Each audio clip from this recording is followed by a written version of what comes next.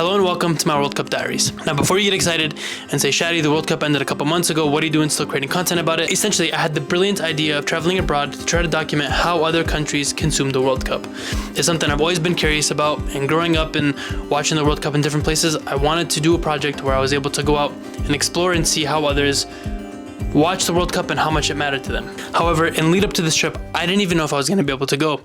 You see, a couple weeks before flying out, I was playing soccer with a bunch of friends of mine and I hyperextended my left knee. I get it, sometimes injuries are inevitable, but honestly, this was one of the ones that scared me the most because I was playing and I heard a pop. And so immediately in my mind, I was like, what happened? And so fast forward 2 weeks after that, I found out I have a hairline fracture in my knee and a deep bone bruise, and this could severely impact how I'm able to travel when I'm trying to document the stories. However, after a lot of back and forth and my trusty knee brace, I decided that this would be something that I could accomplish as long as I didn't go too crazy and didn't push myself too hard.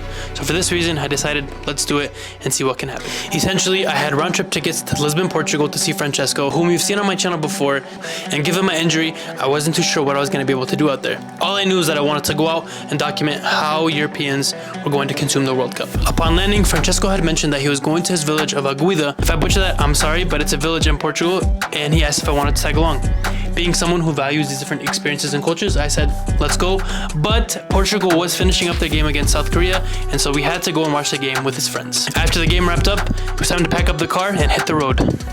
After arriving in Aguida and having dinner with Francesco's family, we decided that we wanted to go out and see Francesco's friends. While we were out and about, I had seen a bunch of signs that were promoting the FIFA World Cup, and then I'm not sure if y'all know this, but Aguida is home to one of the largest Santa Clauses in the world, and so you already know we had to go and check that out. Now I want to add, Aguida was such a unique, vibrant, and beautiful city, home to its own football stadium, amazing views, and just rich environment, I would say is a good word. It's just so green and so beautiful. So if you get a chance to go out and check it out, I definitely recommend it. Francesco and I would spend the rest of the weekend with his family, having dinner, watching the games, and just enjoying each other's company.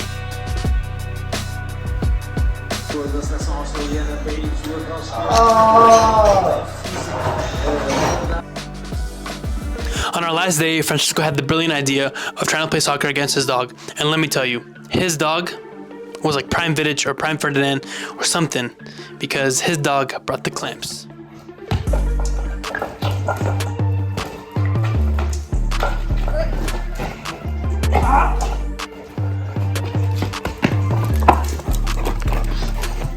He wins.